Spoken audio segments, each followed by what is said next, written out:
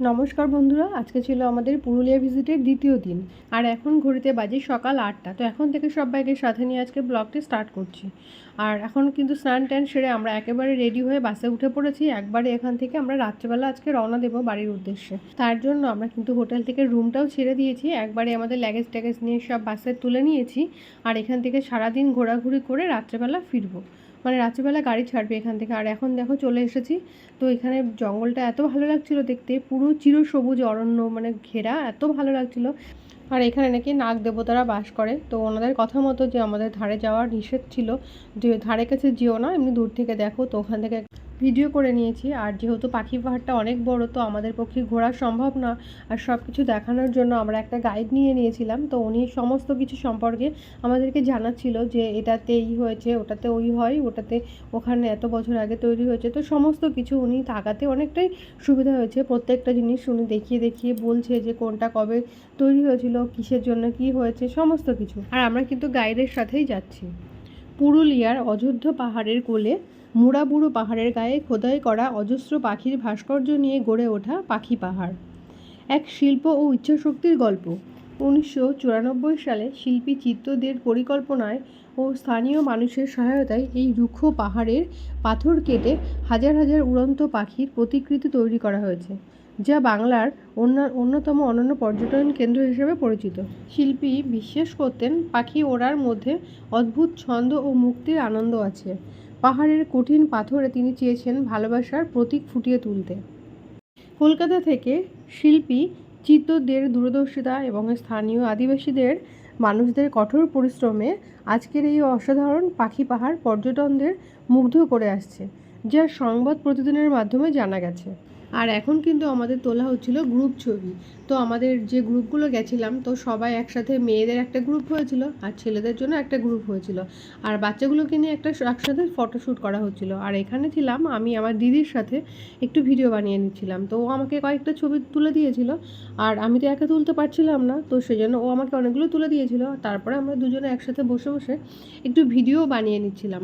আর এই পাহাড়ে এখানে এত ভালো লাগছিল, বেশ ছায়া ছায়া ছিল। গরমে কিছুক্ষণ হাঁটার পরে না ক্লান্ত লাগছে, যেহেতু অনেকটা উঁচুতে উঠতে হচ্ছে। আর দেখো এরা একসাথে কোথায় উঠেছে, যেহেতু দুষ্টু একটার পার্টনার পেয়েছে, তো ওখানে উঠে গেছে। আর এদিকে রাস্তা দিয়ে দেখো চলে আসছিলাম, সমস্ত পাখি পাহাড়টা ঘুরে কিন্তু চলে আসছিলাম। আর বিভিন্ন রকম পাখি, মানে পাহাড়ের গায়ে যে কারুকার্য পাখি মানে বানানো থেকে শুরু করে, আমরা তো গাইড নিয়েছিলাম, তো উনি সমস্তটা আমাদেরকে দেখিয়ে দেখিয়ে বলে বলে দিয়েছিল যে কোথার থেকে কি হয়েছে, কিসের জন্য বিখ্যাত। আর এখানে চলে আসলাম ওনারা যেখানে থাকে, তো সেই জায়গাটা দেখো। এখানে ওনারা বহুত কিছু বানিয়েছে, এই যে পাহাড় কেটে কেটে যে পাখি বানিয়েছে, মানে পাথর কেটে কেটে সমস্ত কিছু, এই যে ঢাক ঢোল কীরকম মানে ভাবে রেখেছে। তো ওই জায়গাটা আর কি ওদের ঘরের মধ্যে আমরা ঢুকে সব দেখলাম, সমস্ত কিছু বানানো আছে। মানে পুরোটা হয়তো কমপ্লিট করতে পারিনি, তো ঠিকভাবে দেখাতে পারলাম না। আর এই যে দেখো এখানে এসে বাইরে বেরিয়ে ওরা একটু খেলছে। আর এখান থেকে পাহাড়টা দেখতেও ভালো লাগছিল। তো কিছুটা ক্লিপ নেওয়ার চেষ্টা করছিলাম, কিন্তু অতটা ভালোভাবে আমি নিতে পারলাম না, আমার ফটোটা ঠিক ভালোভাবে তোলা হয়নি। তো আমরা যতটুকু তুলেছি ঠিক ততটুকুই একটু দেখানোর চেষ্টা করছি মাত্র। আর বন্ধুরা, আপনারা যারা এখনও অবধি আমার এই চ্যানেলটাকে সাবস্ক্রাইব করেননি, তারা অবশ্যই একটা সাবস্ক্রাইব করে দেবেন। আর যদি আমার ভিডিওগুলো আপনাদের ভালো লেগে থাকে, তাহলে অবশ্যই লাইক কমেন্ট শেয়ার করে আমার পাশে থাকবেন। আর এখন কিন্তু আমরা চলে আসছি, পাখি পাহাড় থেকে বেরিয়ে আসছি। আর এখানে এসে দেখলাম, দেখো কি সুন্দর বাঁশ গাছ। আর বাঁশ গাছে এত সুন্দর ফুল কখনো কি দেখেছো? তো আমি তো কখনো দেখিনি। তো আমার জন্মে এই ফার্স্ট টাইম দেখলাম বাঁশ গাছে এরকম ফুল দেখতে পাচ্ছি। আর এরকম দেখো আমার বর আবার মানে ফুলগুলো ছিঁড়ে দেখছে যে বাঁশের ফুল, আর এটা কী ধরনের বাঁশ, তো সেটাই আর কি দেখাশোনা হচ্ছিল। আর এই ধরনের বাঁশের ছবিও একটু না নিলে তো হয়ই না, না আমরা তো কখনো এরকম বাঁশ দেখিনি।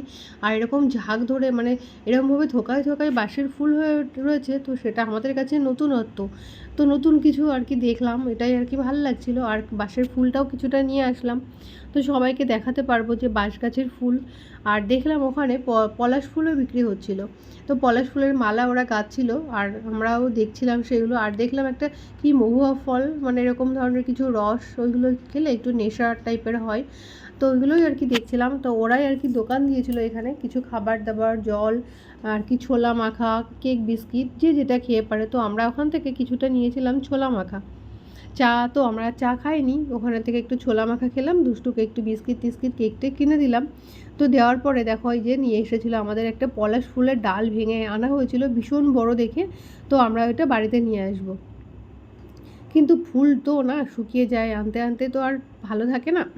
তো আমরা চলে আসলাম আমরা কংসাবতী ড্যামে। তো এটা হচ্ছে মুকুটমণিপুর। তো এটা কিন্তু এখন চলে এসেছে, প্রায় এখন ঘড়িতে বাজে দুপুর 2:20। তো এরকম সময় আমরা এখানে এসে পৌঁছেছি, মানে এটা হচ্ছে মুকুটমণিপুর। তো ফার্স্ট এখানে এসে যেটা করব সেটা হচ্ছে একটু খাওয়া দাওয়াটা সেরে নেবো, দুপুরবেলা খাওয়াটা। আর তারপরে কিন্তু আমরা চলে যাব এদিক ওদিক একটু ঘোরার উদ্দেশ্যে। আর দেখো খাওয়া দাওয়া সেরে এখানে দাঁড়িয়ে আছি, মানে কোথায় কি যাওয়া যায় সেদিকে একটি ব্যবস্থা করা হচ্ছিল, মানে বর্মশাইরা মিলে। তো এখন ভাবছি যাওয়া হবে আর কি বোটিং করার জন্য এখানে চলে এসেছি। আর এই যে ড্রেসগুলো দিচ্ছিল, তো ওখানে সেফটি করার, মানে এগুলো ঠিক পরতে চাইছিলাম না, ভীষণ গরম লাগছিল। তো কিন্তু ওরা বলছে এটা জলে, তো জলে আর কি আমরা এতে উঠবো লঞ্চে, তো তার জন্য সেফটি থাকার জন্য এগুলো পরতে হয়, মানে পরতে বলছে।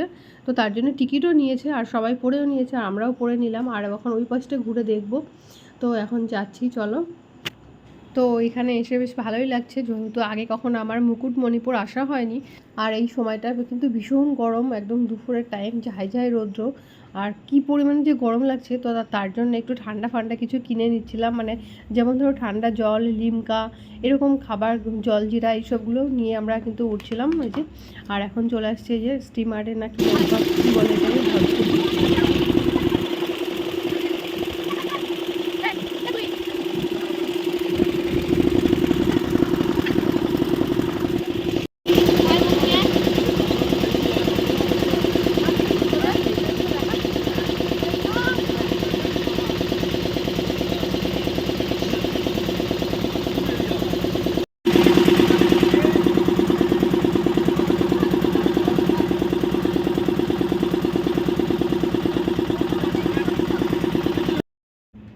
আর এখানে নেমে আমরা কিন্তু ভ্যানে করে চলে এসেছিলাম, মানে ইঞ্জিন ভ্যানে করে চলে, আর 25 টাকা করে ভাড়া নিয়েছিল, মানে পার হেড 25 টাকা করে ভাড়া। আর এখান থেকে চলে আসলাম এখানে নাকি গভীর জঙ্গল, আর এই জঙ্গলে নাকি হরিণ থাকে। তো সেই দেখার জন্য আর কি, হরিণ দেখার জন্য আসলেও হয়তো হতো, সেরকমভাবে কিছু হরিণ দেখতে পাইনি। তো অনেক দূরে দুটো হরিণ দেখা যাচ্ছিলো, ওরা খাওয়ার জন্য আর খাবার দিলে আসে, তো সেই উদ্দেশ্যে তো একটা আমি দেখেছিলাম, আর একটা নাকি ওরা কোথায় গিয়ে দেখেছে, আমি দেখতে পাইনি। তারপরে দেখো আমরা ফিরে চলে আসছিলাম, আর ওদিকে আর ভালো লাগছিল না খুব একটা, সেরকমভাবে কিছু ভালো দেখতে পাচ্ছিলাম না। আর এইদিকে আসার পথে আমরা দুজনে একটু ছবি তুলছিলাম, মানে আর কি দিদির সাথে আর কি ছবি তুলছিলাম। তো এখানে দেখো ছবিটা তুলছিল কিন্তু আমার জামাইবাবু, তো জামাইবাবু ফটোটা শ্যুট করে দিচ্ছিলো।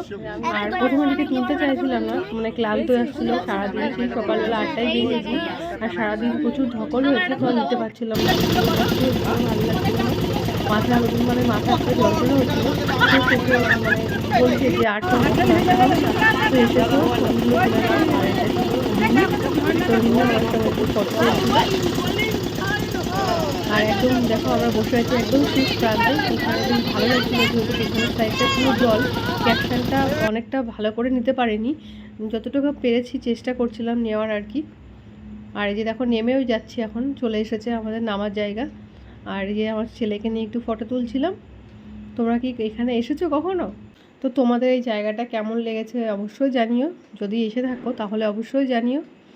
মুকুটমণিপুর ভারতের পশ্চিমবঙ্গ রাজ্যের বাঁকুড়া জেলায় অবস্থিত একটি জনপ্রিয় পর্যটন কেন্দ্র, যা কংসাবতী ও কুমারী নদীর সঙ্গমস্থলে অবস্থিত। এটি ভারতের দ্বিতীয় বৃহত্তম মাটির বাঁধের কংসাবতী ড্যামের জন্য পরিচিত, যা প্রায় 11 কিলোমিটার দীর্ঘ। নীল জলরাশি, ছোট্ট পাহাড় এবং সবুজ বনভূমি ঘেরা এই স্থানটি বাঁকুড়া রানী নামেও পরিচিত। আর এই মুকুটমণিপুরের মূল আকর্ষণগুলি হলো কংসাবতী বাঁধ, এখান থেকে অপূর্ব সূর্যাস্ত এবং বিস্তৃত জলরাশি খুব ভালোভাবে দেখা যায়। ভিউ পয়েন্ট, নীল জল এবং পাহাড়ের নৈসর্গিক দৃশ্য দেখার জন্য অন্যতম। নৌকা বিহার, কংসাবতী জলাধারে নৌকা ভ্রমণ করা। পিয়ার পার্ক, মুকুটমণিপুর জলাধারের মাঝখানে একটি ছোট্ট দ্বীপ। পার্শ্ববর্তী দর্শনীয় স্থান, কাছেই রয়েছে বাঁশপাহাড়ি এবং জৈন তীর্থস্থান অম্বিকানগর।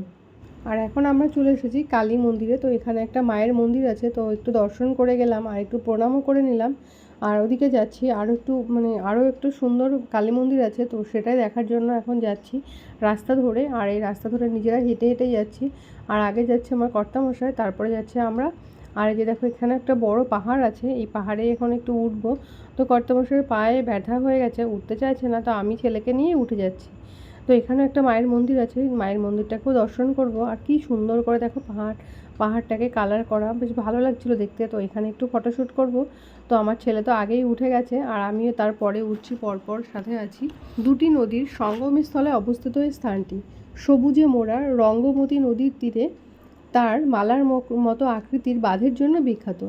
এটি একটি আদর্শ অবকাশ যাপনের স্থান, যেখানে ভারতের দ্বিতীয় বৃহত্তম মাটির বাঁধটি মুকুটের মতো রহস্যময় ছোট ছোট পাহাড় দ্বারা পরিবেষ্টিত হয়ে আছে। এখন ঘুরতে যাওয়ার কথা ভাবলে আসতে পারেন বাঁকুড়া জেলায় অবস্থিত অত্যন্ত সুন্দর একটি জায়গা মুকুটমণিপুর। একদিন বা 2 দিনে ঘোরার জন্য যথেষ্ট। কিভাবে ঘুরবেন তো চলুন দেখে নেওয়া যাক। আর এখন চলে আসলাম আমরা জাগ্রত মায়ের কালী মায়ের কাছে। তো এখানে একটা ছোট্ট ভাই যার কেউ ছিল যে এই মন্দিরের দায়িত্বে আছে। আর এখান থেকে আরও একটু উচ্চতায় আরও একটু উপরে আছে আর একটু মায়ের মন্দির। তো ওখানে যাচ্ছি এখন। আর ওখানে গিয়ে দেখলাম যে কয়েকটা শ্যুটিং চলছিল, প্রি ওয়েডিংয়ের শ্যুটিং চলছিল আর কি, বিয়ের সাজে, বিয়ের টোপর পরে আর কি। প্রথমে তো ভেবেছিলাম যে ওখানে কোনো বিয়ে থাওয়া আছে, তারপরে আস্তে আস্তে বুঝতে পারলাম যে ওখানে ওটা বিয়ে নয়, ওখানে হচ্ছে শ্যুট চলছিল, প্রি ওয়েডিংয়ের শ্যুট। তো সেটাই আর কি ওখানে হচ্ছিল, বিয়ে থাওয়া পড়াচ্ছে এরকম ধরনের কিছু। আর এদিকে ওরা নিচের দিকেও যাচ্ছিলো, তো নিচে থেকে একটু দেখে আসছিলো কোথায় কী আছে। আর এই যে হচ্ছে ষাঁড়, এখানে শিব বাবাও আছে একটা বড় করে, দেখো ভীষণ বড় একটা শিব বাবা আছে। আর দুই পাশে দুটো ষাঁড় আছে আর মাঝখানে আছে মায়ের মূর্তি। আর এখানে প্রচুর লোকে ভাড়া বেঁধে গেছে, যাদের মনস্কামনা পূর্ণ করার জন্য মনের কামনা বাসনা জানিয়ে ভাড়া বেঁধে রেখে যায়। তো তারা এখানে ভাড়া বেঁধে রেখে গেছে। আর মনের বাসনা পূর্ণ হলে আবার এসে খুলে দিয়ে যাবে। আর এখান থেকে দেখো ভিউ পয়েন্টটা খুব ভালো লাগছিলো দেখতে, তো আমিও দাঁড়িয়ে কিছুটা ক্লিপ তুলে নিয়েছিলাম। যাই হোক, সব মিলিয়ে খুব ভালো লেগেছিলো। মুকুটমণিপুর ভ্রমণটা বেশ ভালোই হয়েছিল। আর সাথে তো পুরুলিয়া ভ্রমণ, পাখি পাহাড় থেকে শুরু করে আর মুকুটমণিপুর, তো একসঙ্গে দুটো কিন্তু ঘোরা কমপ্লিট করে ফেললাম। আজকে আর বেশি কথা বাড়াবো না বন্ধুরা, আজকের মতো এইটুকুই বিদায় নিচ্ছি। আবার দেখা হচ্ছে নেক্সট ভিডিওতে। ততক্ষণ তোমরা সবাই খুব ভালো থেকো, সুস্থ থেকো, সাবধানে থেকো। আবার দেখা হচ্ছে নেক্সট ভিডিওতে। আজকের মতো টাটা।